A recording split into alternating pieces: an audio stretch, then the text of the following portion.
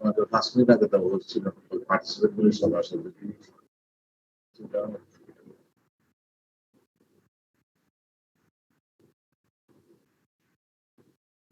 Hello জি sir. এই তোমরা আসতেছো? জি sir. Arunima জি sir. Hello জি sir, শোনা যাচ্ছে স্যার। অ্যাডমিট আছে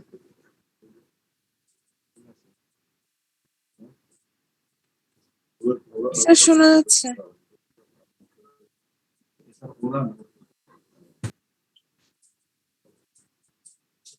হ্যালো জি স্যার। হ্যালো সেলিম ভাই। সেলিম ভাই শোনা যাচ্ছে এখন? হ্যাঁ হ্যাঁ, শুনতে পাচ্ছি। হ্যালো জি স্যার। শোনা যাচ্ছে তো না? জি স্যার, শোনা যাচ্ছে। তোমাদের 40-41 4 2 3 মিনিট অপেক্ষা করি।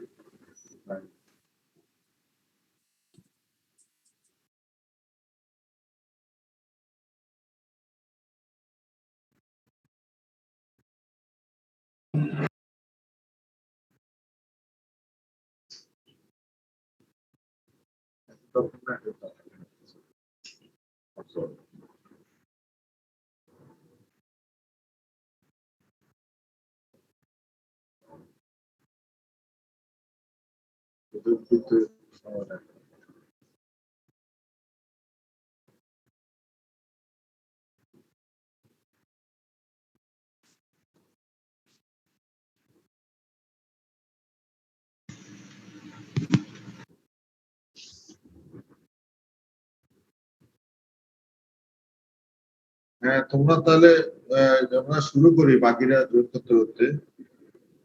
তুমি অরুণিমা বলতেছো তো না? জি স্যার।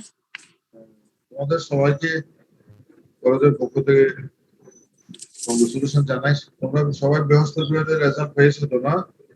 জি স্যার। তোমাকে স্পেশাল কংগ্রেচুলেশন, তুমি মেডিসিন অনার্স পেয়েছো এবং আরো অনেকে থার্ড প্রফেশনালে ভালো করার জন্য অনার্স পাওয়ার জন্য আমি শুভেচ্ছা দিয়ে রাখছি। Thank you sir. তো 105 মানে তোমরা কয়জন দিয়েছো রিপোর্ট দিয়ে? 105 জন স্যার। 105 জনের মধ্যে 85 জন পাস করছে। আমাকে দেখলাম 85 জন, তাই না? স্যার 90 জন। সরি 90 জন পাস করছে? জি স্যার, 90 জন। 90 জন, তাহলে 90 জন পাস করলে খারাপ করছে 15 জন। 90 জন পাস করছে না, তাহলে যে কয়জন বাকি, যে কয়জন সাপ্লিমেন্টারি আছে এরাও আগামী মাসখানেকের মধ্যে একটা সার্কুলার দিয়েছিল ফর্ম ফিল আপের, কিন্তু আবার এটা সেকেন্ড ফোর্থ ক্লাস টুইট করছে, কত রেজাল্ট হয় না। এখন এটা খুব দ্রুত হয়তো ফর্ম ফিল আপের ডেট দিয়ে দেবে। পাস প্রফেশনালটা অলরেডি ফর্ম ফিল আপ চলতেছে, সেজন্য মন খারাপ করার কিছু নাই। তার এক্সামটা বিষয়ে আনসারটা দিয়ে খুব দ্রুত ফোর্থ ইয়ারের সাথে জয়েন করতে পারবে। আমি বলবো যারা খারাপ করছে যদি এক সাবজেক্ট হয় ওরা থাকা আগে কিছুটা ফোর্থ ইয়ারের ক্লাসগুলি করার জন্য। আর পরীক্ষার ডেট পরে গেলে যখন থেকে ডেট পড়বে 2 সপ্তাহ, এক সাবজেক্ট হলে 10 দিন, 2 সাবজেক্ট হলে 15 দিন আগে শুধুমাত্র যে সাবজেক্ট পরীক্ষা দিবে সাপ্লিমেন্টারি সেগুলি করতে হবে। যাও এখন শুরু করি আমাদের এই সফটওয়্যারে 2 নম্বর সফটওয়্যারে আমরা গত ক্লাস পর্যন্ত যা ডিসকাস করেছি। আমি আগেই বলেছি প্যাথোলজি হলো সেল নিয়ে, সেলুলার প্যাথোলজি বলা হয় এটাকে, সেলুলার প্যাথোলজি। এই সেলুলার প্যাথোলজি বেশিরভাগ আমরা গত ক্লাস পর্যন্ত ডিসকাস করে ফেলছি। আমরা কি কি ডিসকাস করে ফেলছি? স্ট্রেস টু ইনজুরি স্যার হয় তার সেলুলার অ্যাডাপ্টেশন। সেলুলার অ্যাডাপ্টেশনের আন্ডারে যে 4টা হেডিং, এই 4টা আমরা ডিসকাস করেছি। নাম্বার 2 ছিল সেল ইনজুরি। সেল ইনজুরির মধ্যে ছিল acute cell injury, sorry reversible cell injury, irreversible cell injury. Reversible cell ইনজুরির মধ্যে সেলুলার সোয়েলিং এন্ড ফেটিসেজ, আর ইরিভার্সিবল সেল ইনজুরির মধ্যে নেক্রোসিস আর apoptosis, different types of necrosis discuss করে ফেলেছি। এবং তোমার সেল ইনজুরির cause, cell injury, free radical injury, reperfusion injury, calcium ion injury, এবং ফ্রি রেডিক্যাল কিভাবে তৈরি হয়, ফ্রি রেডিক্যাল কিভাবে রিমুভ হয়, ফ্রি রেডিক্যাল কি কি সেলের ডিভিশন করে, কোথায় ইনজুরি করে, তো বিশদ এগুলি ছিল, এগুলি আমাদের শেষ। তো সেলের রেসপন্সের মধ্যে নাম্বার 3 হলো intracellular accumulation. Intracellular accumulation, intracellular accumulation এর পরে আমাদের আর কিছু সামনারি ইনজুরি যেগুলি সেই সেগুলোর মধ্যে ক্লাসিফিকেশন, পিগমেন্টেশন, আর লাস্ট অফ অল হলো সেলুলার এজিং। তাহলে আজকে আমাদের ডিসকাশনের প্রথম হেডিং হলো ইন্ট্রাসেলুলার অ্যাকুমুলেশন। কথা হলো ইন্ট্রাসেলুলার অ্যাকুমুলেশন বলতে আমরা খুব সহজেই বুঝি যে কোনো একটা প্যারেনকাইমাল সেলের ভিতরে, parenchymal cell, hepatocyte, cardiac muscle বা muscle, any cell, endothelial cell, একটা সেলের ভিতরে যদি ইন্ট্রাসেলুলার অ্যাকুমুলেশন, নরমাল সাবস্টেন্স যেটা সেলের ভিতরে থাকে সেটা যদি এক্সক্রিট হতে না পারে, সেটা যদি এক্সক্রিট হতে না পারে, রিমুভ হতে না পারে, normal substance of the constitution of the cell, তাহলে কি জন্য কারণে inadequate removal of a normal substance, কেন secondary to defects in mechanism of packaging and transport, যদি সেল থেকে বের হতে না পারে নরমাল সাবস্টেন্স যেমন ফ্যাটি অ্যাসিড, তাহলে এটা জমা হবে নরমাল অ্যাকুমুলেশন হবে। এক্সাম্পল হলো steatosis, that is fatty sense in the liver, details chapter 18 তে ডিসকাস করা হয়েছে। অথবা accumulation of an abnormal endogenous substance as a result of genetic or acquired defects in its holding, packaging, transport or secretion, as with certain limited forms of alpha-1 antitrypsin. Accumulation of an abnormal endogenous substance. Normal substance নয়, abnormal substance যদি তৈরি হয়ে সেলের ভিতরে জমা হয় সেটা intercellular accumulation. অথবা failure to degrade a metabolite due to inherited enzyme deficiencies resulting disorders, যদি এনজাইম ডিফিসিয়েন্সির জন্য ডিগ্রেড হতে না পারে কোনো মেটাবলাইট, সেটাও তাহলে সেলের ভিতরে অ্যাবনর্মাল অ্যাকুমুলেশন করে, যেটার এক্সাম্পল হলো অ্যাস্টোরেস ডিজিজ।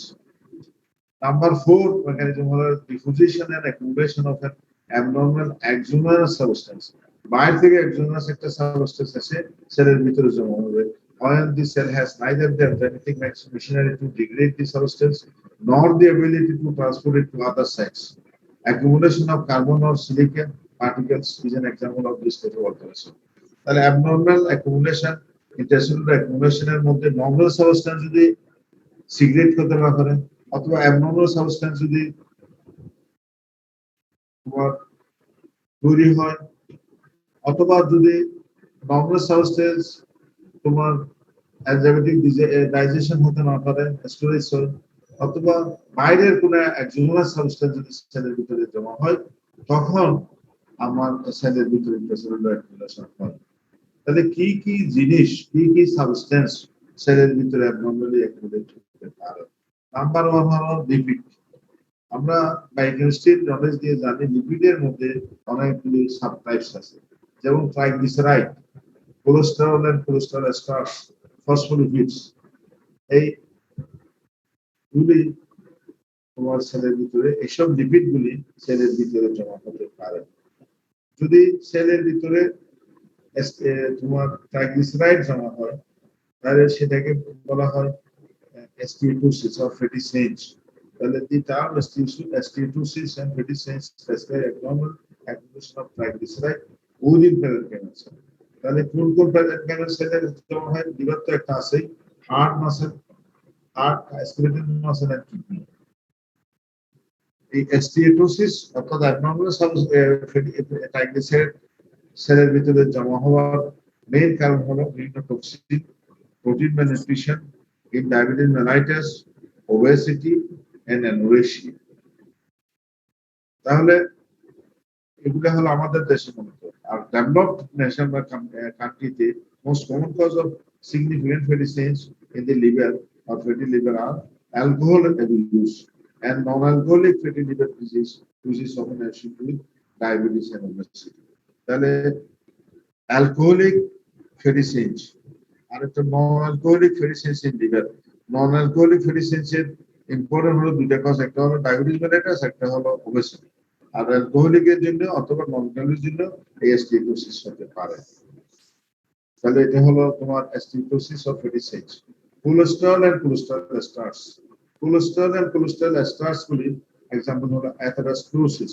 আমরা যখন সিস্টেমিক প্যাথোলজি ডিসকাস শুরু করব তখন ব্লাড ভেসেলের ইনটিমাতে এক ধরনের ফাইব্রোপ্যাথি প্লাক তৈরি হয় এন্ডোথেলিয়াল ইনজিউরিতে। সেই ফাইব্রোপ্যাথি প্লাগের মধ্যে যে এন্ডোথেলিয়াল সেল থাকে ইনটিমাতে, তার ভিতরে যে লিপিড জমা হয় সেই লিপিডটা হলো কোলেস্টেরল এন্ড কোলেস্টেরল এস্টার। সেই ফাইব্রোপ্যাথি প্লাগের কোর সাবস্টেন্স হলো কোলেস্টেরল এন্ড কোলেস্টেরল এস্টার্স। এছাড়া আরেকটা এক্সাম্পল হলো lipid accumulation cholesterol and cholesterol esters. Xanthoma, জ্যান্থোমাতে intracellular accumulation of cholesterol within macrophages is characteristics of acquired and hereditary hyperlipidemic states. এগুলো usually সাবইউটিলার characteristics of the skin and in tendons producing tumorous masses known as xanthomas. এরকম lipid high হলে সেগুলো যখন accumulation হবে তখন এটাকে আমরা জ্যান্থোমা বলি ম্যাক্রোফেজের ভিতরে। আর কি আছে? কোলেস্টেরোলোসিস। কোলেস্টেরোলোসিস হলো focal accumulation of cholesterol in macrophages in the lamina propria of gallbladder. Gallbladder এর lamina propria তে যদি তোমার lamina propria তে যদি লিপিড কোলেস্টেরল কোলেস্টেরল এস্টার জমা হয় সেটাকে বলে কোলেস্টেরোলোসিস। কোলেস্টেরোলোসিস। Niemann-Pick disease type C. Lysosomal storage caused by mutations affecting an enzyme involved in cholesterol trafficking, resulting in cholesterol accumulation in multiple organs. তাহলে লিপিড অ্যাকুমুলেশন, লিপিডের মধ্যে triglyceride fatty change হবে, অথবা cholesterol cholesterol কোলেস্টেরলের মধ্যে হলো প্লাক, জ্যান্থোমা, তারপরে হলো কোলেস্টেরোলোসিস, তারপরে হলো নিউম্যান-পিক ডিজিজ টাইপ সি। এগুলো হলো লিপিড অ্যাকুমুলেশন। অর্থাৎ আমাদের অ্যাকুমুলেশনের মধ্যে অ্যাবনর্মাল একটা সাবস্টেন্স হলো লিপিড। আমরা প্রথমে বলছি কি কি কারণে অ্যাবনর্মাল সাবস্টেন্স জমা হয়। একটা হলো যদি নর্মাল সাবস্টেন্স এক্সক্রিট হতে না পারে, আরেকটা হলো যদি ডাইজেস্ট হতে না পারে, আরেকটা হলো যদি তোমার মিউটেশন চেঞ্জ হয়ে অ্যাবনর্মাল সাবস্টেন্স তৈরি হয়, আর একজনের সাবস্টেন্স যদি জমা হয়। তাহলে সেই ইন্টেস্টাইনাল অ্যাকুমুলেশনের প্রথম হলো লিপিড। লিপিডের সম্বন্ধে বললাম। আর কি সাবস্টেন্স অ্যাকুমুলেট হতে পারে? Protein. Protein, intracellular accumulation of protein usually appear as rounded eosinophilic droplet, vacuoles or aggregates in the cytoplasm. তাহলে সেখানে কি হিসেবে হতে পারে?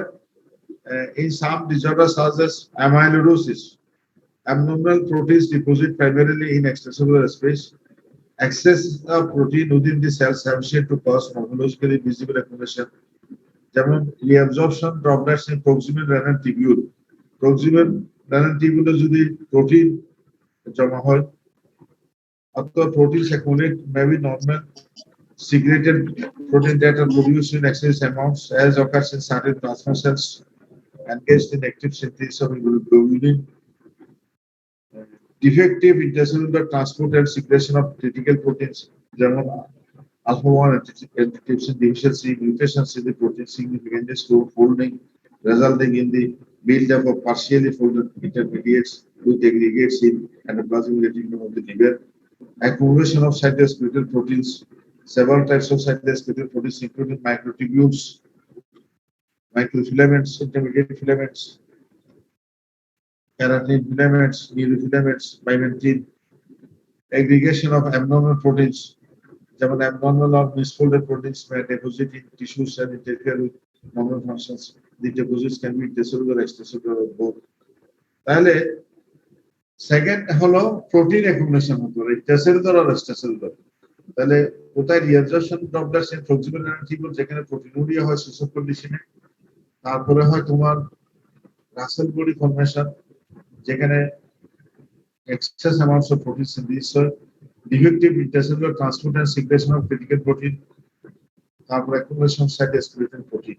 এসব ক্ষেত্রে প্রোটিন। তারপরে প্রোটিন হাইলিন চেঞ্জ একটা টার্ম আছে hyaline what is hyaline hyaline usually refers to an alteration within cells or in the extracellular space that gives a homogeneous glassy peak appearance in routine HNA state তাহলে eosinophilic homogeneous glassy eosinophilic peak substance proteinaceous substance তারপর আর কি হয় glycogen Glycogen is a readily available energy source stored in the cytoplasm of the cell.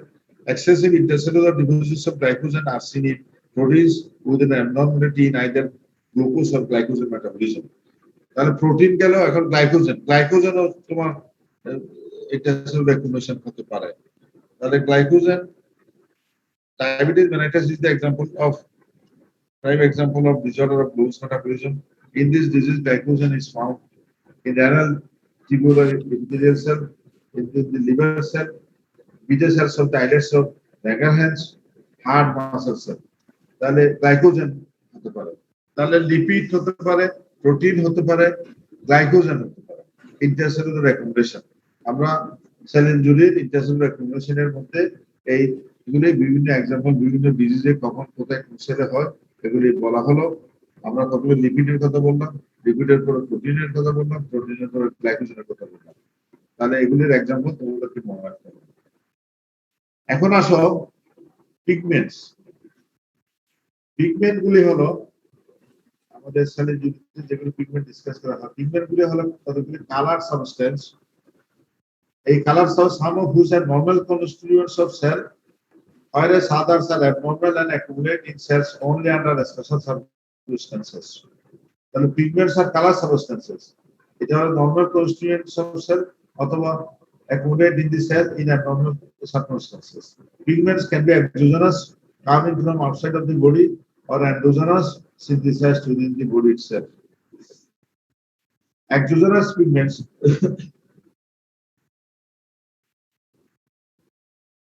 exogenous pigments, the most common exogenous pigment is carbon. এই যে environmental carbon থাকে coal dust, ubiquitous air pollutant in urban areas. When inhaled, it is picked up by macrophage within the alveoli and then transported through lymphatic channel to the regional lymph node in the trachea region. Accumulation of this pigment blacken the tissue of the lung, anthracosis. And the inbound lymph node. তাহলে carbon environment থেকে carbon পার্টিকেলটা exogenous carbon এবং এটা যখন লাংয়ের alveolar macrophage receive করে এবং এটা lymph নোডে চলে যায় তখন এটাকে কুল ওয়ার্কার্স নিউক্লিওসিস বলা হয় তাহলে একটা হলো কার্বন দুই নাম্বার হলো tattooing is a form of localized exogenous pigmentation of the skin. The pigments inoculated are phagocytosed by terminal macrophages in which they reside for the remainder of life of the life. তাহলে exogenous পিগমেন্টের মধ্যে আমাদের দুইটা একটা হলো carbon একটা হলো টাটুইং আর endogenous পিগমেন্টের মধ্যে হলো লাইফোফুসিন is an insoluble pigment also known as lipochrome or wear and tear pigment এটা হলো wear and tear pigment লাইফোফুসিন Lipofuscin থেকে তৈরি হয় Lipofuscin constituent কি Lipofuscin is composed of polymers of lipids and phospholipids in complex with protein lipids polymers of lipids and phospholipids in complex with protein suggesting that it is derived through lipid peroxidation of polyunsaturated lipids of subcellular membrane. Lipofuscin is not injurious to the cell or its function.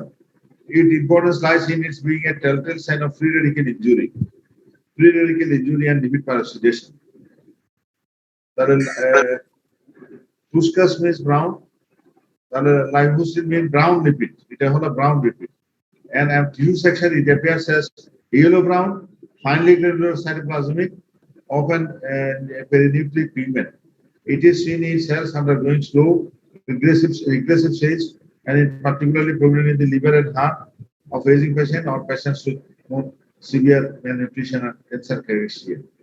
তাহলে আমরা endogenous বলছি দুইটা sorry exogenous বলছি দুইটা একটা carbon একটা টাটুইং আর অ্যান্ড্রোজেনাস শুরু করলাম লাইভোহুসিন দিয়ে। লাইভোহুসিনটা হলো কালার ইয়েলো ব্রাউন, এবং আরেকটা হলো মেলানিন।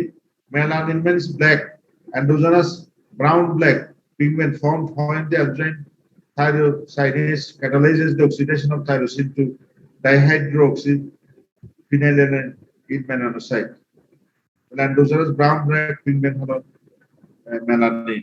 এবং আমাদের এটাতে patients with alkaptonuria, a rare metabolic disease, সেখানে স্কিন কানেক্টিভ টিস্যু আর কার্টিলেজ পিগমেন্টেশন হয়ে যায় মেলানিন দিয়ে, এবং সেই কন্ডিশনকে বলা হয় অক্রোনোসিস।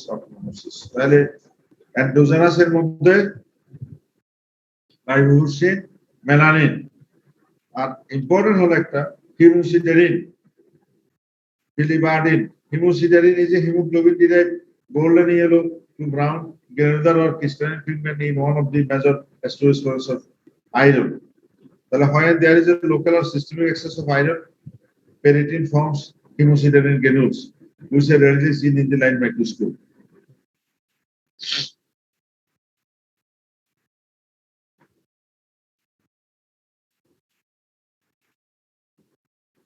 তাহলে হিমোসিডেরিন হলো গোল্ডেন ইয়েলো, লোকাল অথবা সিস্টেমিক, যে কোনো কারণে যদি একটা মেসেজ রেড সেল হয় তখন আমরা এই কালারটা পাই। এছাড়া যদি আয়রন মোটিটা চলে যায়, after removal of iron, the heme moiety is converted first into biliverdin and then to bilirubin. এছাড়াও অ্যান্ড্রোজেনাসের মধ্যে biliverdin গ্রিন বাইট আর bilirubin রেড বাইট আমরা পাই।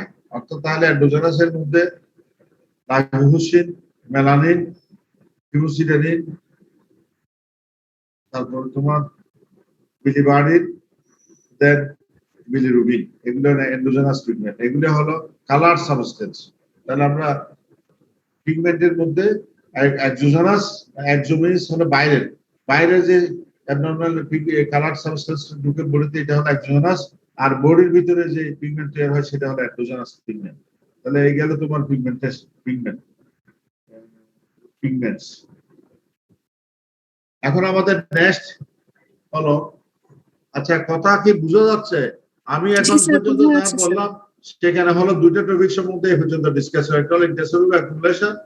ইন্টারসেলুলার অ্যাকুমুলেশনের মধ্যে আমি বলছি লিপিড অ্যাকুমুলেশন হয়, প্রোটিন অ্যাকুমুলেশন হয়, গ্লাইকোজেন অ্যাকুমুলেশন হয়, এবং কোথায় কোন ডিজিজে হয় সেগুলি বলা হয়েছে। আর সেকেন্ড টপিক যেটা বললাম সেটা হলো পিগমেন্ট। পিগমেন্ট হলো দুই ধরনের, একটা হলো এক্সোজেনাস, একটা হলো endogenous.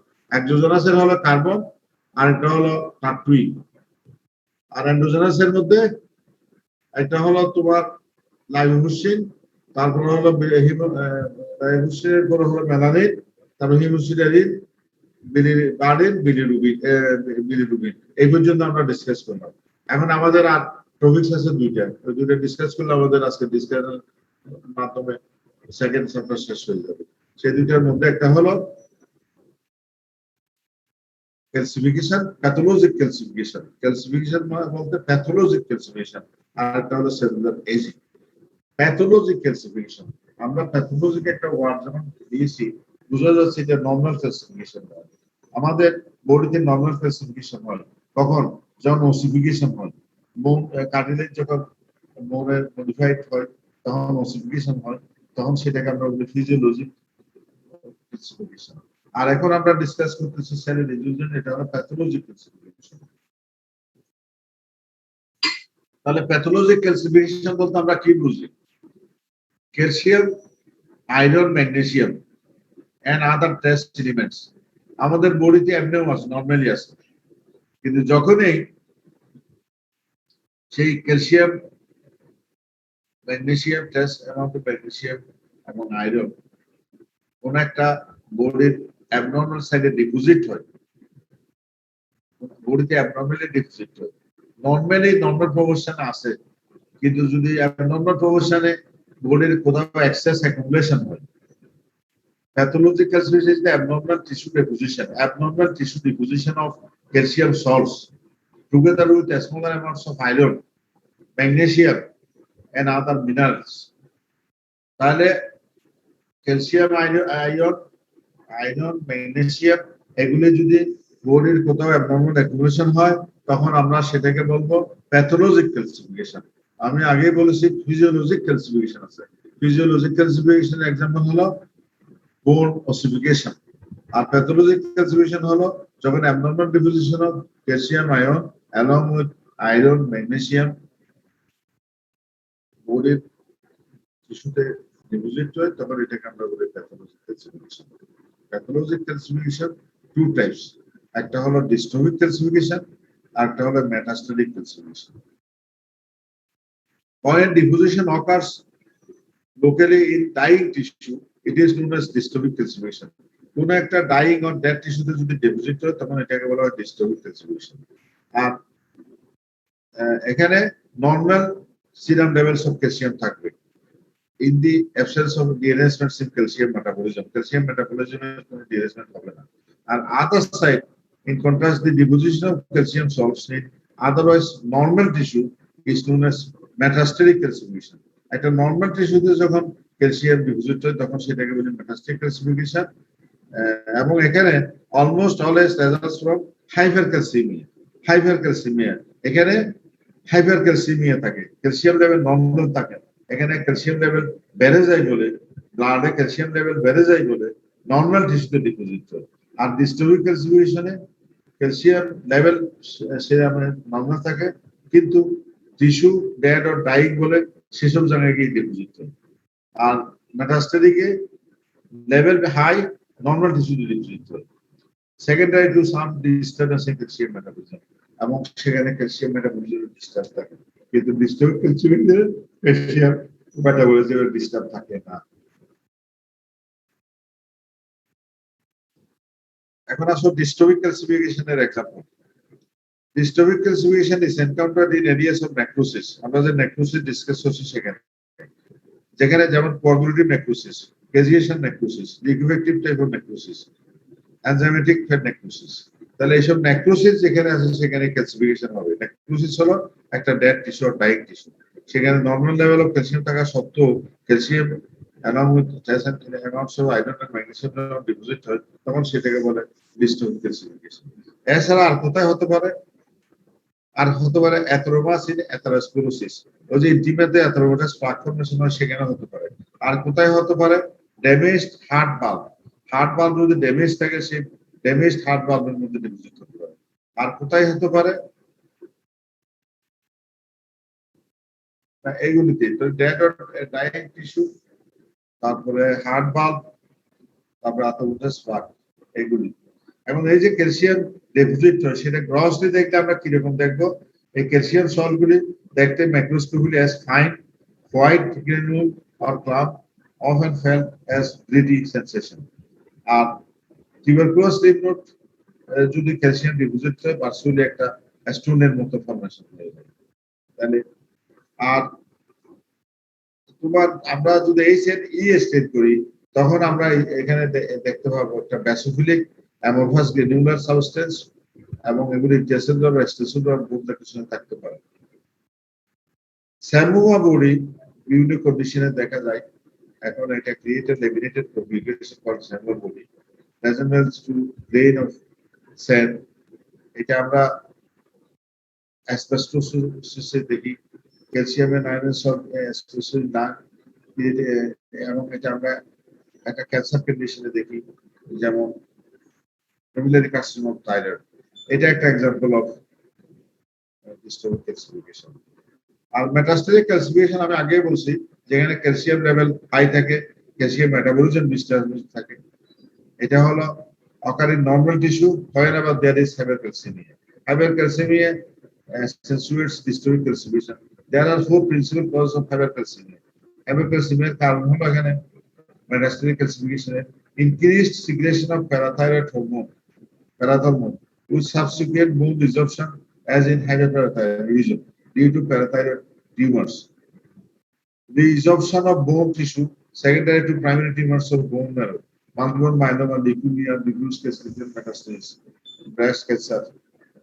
Vitamin D related disorder, including vitamin D intoxication, sarcoidosis, idiopathic hypercalcemia of infancy.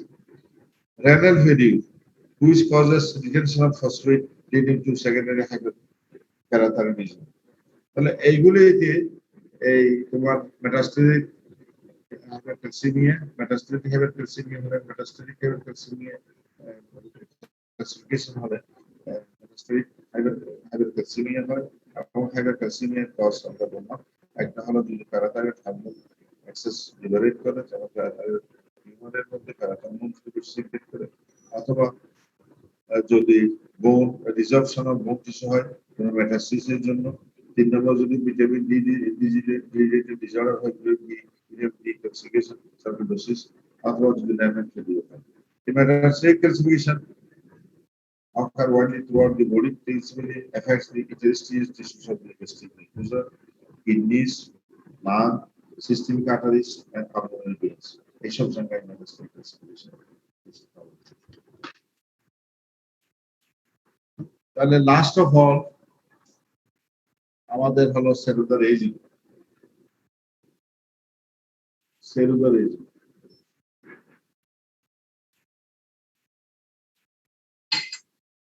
আমরা এজ হোল এজিং সম্বন্ধে জানি মানুষ যখন বৃদ্ধ হয় তখন তার ফিজিক্যাল সেলুলার চেঞ্জ হয়, ফিজিক্যাল গ্রে হয়, স্কিন রিঙ্কেল হয়ে যায়, টুথ লুজ হয়ে যায়, তারপর আয়ের মধ্যে ক্যাটারাক্ট আসে, বোনের মধ্যে অস্টিওপোরোসিস, জয়েন্টের মধ্যে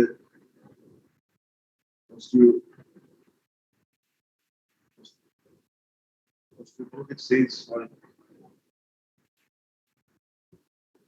সেকেন্ডারি সেক্সুয়াল ক্যারেক্টারগুলি আস্তে আস্তে একটু ফাইট হয়ে যায়। এগুলি হলো বডিলি আমরা দেখতেছি মানুষের একটা কিন্তু সেল লেভেলে কি চেঞ্জ হয় এবং সেলুলার এজিং বলতে আমরা কি বুঝি, এইটা আমাদের সেলুলার এজিং সম্বন্ধে আমাদেরকে জানতে হবে। তাহলে সেলুলার এজিং মানে হলো এজিং আমরা বুঝি cellular aging is the result of a progressive আস্তে আস্তে decline in cellular function, সেলের ফাংশন আস্তে আস্তে ডিক্লাইন হতে থাকে, and viability caused by genetic abnormalities and the accumulation of cellular and molecular damage due to the effects of exposure to exogenous influences. তাহলে এটা একটা progressive cellular function decline in cellular function এবং it is due to genetic abnormalities and the accumulation of cellular and molecular damage due to effect of exposure to exogenous influences.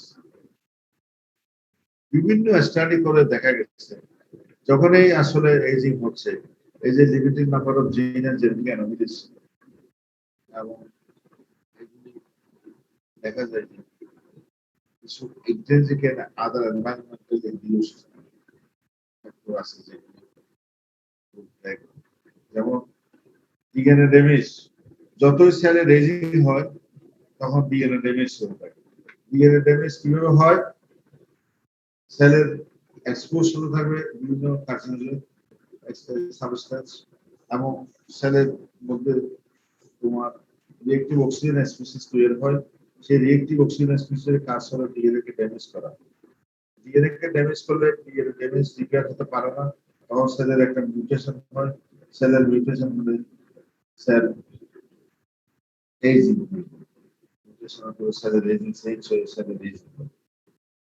তারপর এটা হলো due to oxygen species.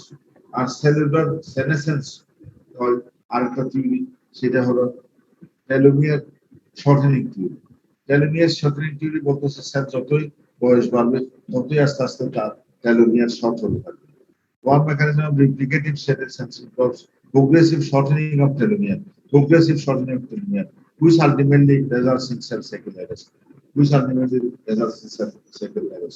তাহলে cellular সেনেসেন্স হলে telomere shortening, একটা হলো reactive oxidase species তৈরি হতে হতে ডিএনএ ড্যামেজ করতেছে, আর একটা হলো টেলোমিয়ার শর্টেনিং হবে সেলুলার শর্টেনিং হয়ে সেলের রেপ্লিকেশন কমে যাবে, তখন সেলুলার রেজিং হবে, সেলুলার রেজিং হবে।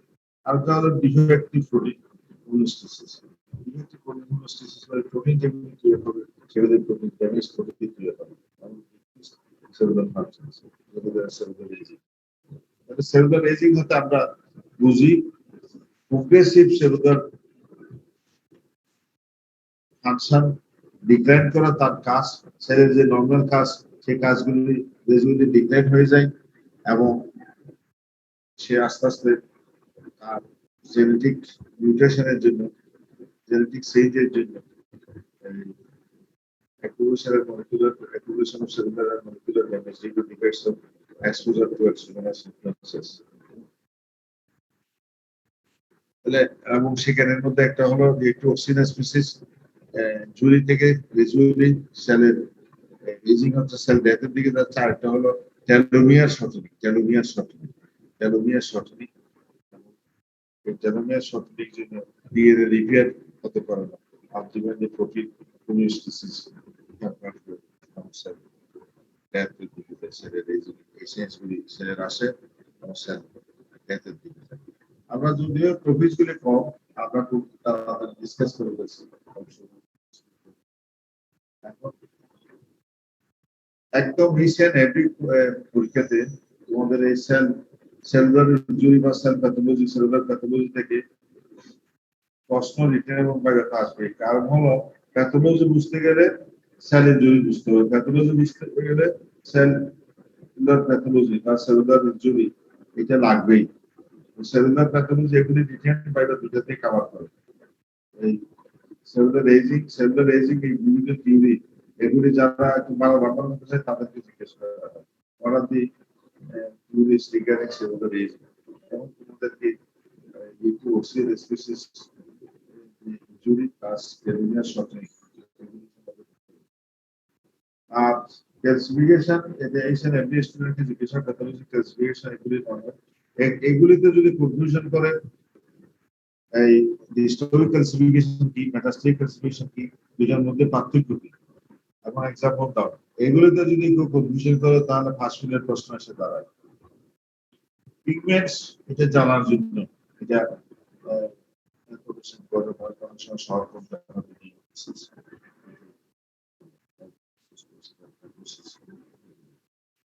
এর আগে এটা ছিল রেগুলেশন।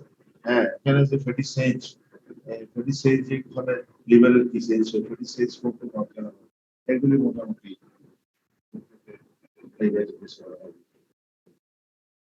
আজকের যে ডিসকাশন এগুলি গত ক্লাসে যে ডিসকাশন, গত ক্লাসে ডিসকাশন সবগুলিকে সামারি করে তোমরা গত 5 বছরের কোয়েশ্চেন কালেক্ট করো। Question are available in the library, or you can collect it from your senior brothers and sisters. Correction গুলি করো, কোয়েশ্চেনের দ্বারা বুঝবো এবং এগুলি সবসময় একই দাসের একই রকমের কোয়েশ্চেন থাকে এবং তোমরা জানো যে যখন 100 নম্বরের আগে ছিল 200 নম্বরের, 100 নম্বরের এই জন্য হয় দুটো গ্রুপ থাকে, আগে 4টা গ্রুপ ছিল, এখন এক এবং দুই, এতে কার 1 বৃদ্ধি পায় এবং সেখানে তোমার 7টা প্রশ্নের আনসার করতে হয়, একটা 5টা করতে হয়।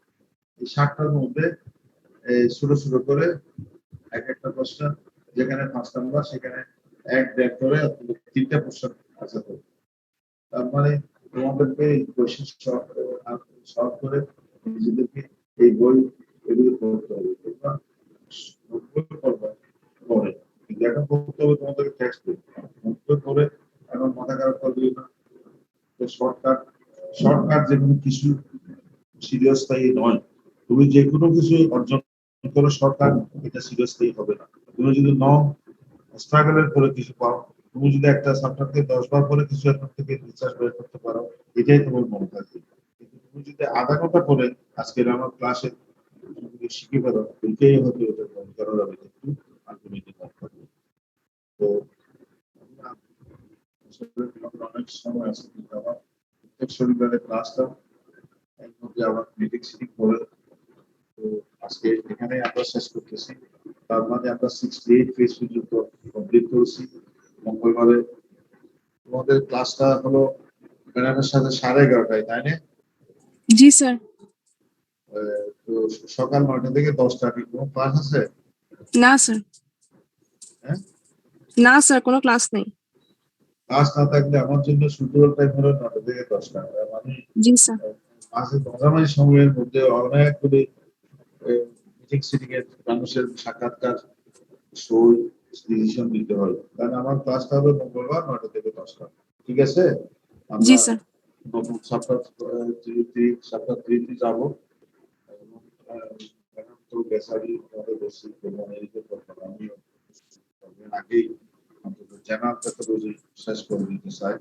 আশা করি যখন হবে ক্লাস এর মধ্যে স্যার, আমাদের ভ্যাকসিন নিয়ে কি কোনো আপডেট আছে, ভ্যাকসিনেশন নিয়ে? এখনো কথা বলতে পারিনি। এসে তো ক্লাসে চলে আসছি। আমি তো কালকে ছিলাম না শহরের বাইরে, আমি এই কার্ডিয়াক করবো। আচ্ছা, দুদিন আগে দিয়েছি জেনারেল হাসপাতালে। আমাদের তো একটা সিদ্ধান্ত আছে, আমি লোকালে ছিলাম বৃহস্পতিবারে। তো কোনো আপডেট থাকলে আমি ওই তোমাদেরকে প্রশিক্ষকদেরকে জানাই দেবো, যে অবশ্যই জানাই দেবো। আমি এখন গিয়ে অফিসে যাচ্ছি, গিয়ে কোশ্চেন দেখতেছি। আর তোমরাও যোগাযোগ খেয়াল রাখো। হলো আমাদের কলেজকে নিচে জেনারেল হাসপাতাল, আরেকটা তোমাদের নামটা জেনারেল হাসপাতাল আমরা পাঠাচ্ছি। তোমরা শুধু যাদের এনআইডি আছে এনআইডি নিয়ে যাবো, আর যাদের এনআইডি নেই কলেজের আইডি কার্ড এবং জন্ম নিবন্ধন নিয়ে যাবো। আরেকটা হলো আরেকটা কথা শুনছি, আমাদের মা শিশু সেন্টারও ভ্যাকসিন দিতে পারে। আমি এখনো শিওর নই কোনটা। তোমরা তাহলে প্রশ্ন করছো, আমি এখন অবশ্যই গেলে খোঁজ খবর নিয়ে যদি কোনো আপডেট থাকে তোমাদেরকে জানাই দেবো। ঠিক আছে? জি স্যার। Thank you sir. শেষ করতেছি। আসসালামু আলাইকুম স্যার। আসসালামু আলাইকুম স্যার। 11:30 থেকে ছিল। আসসালামু আলাইকুম স্যার। ম্যাডাম আসা পর্যন্ত সকালে এই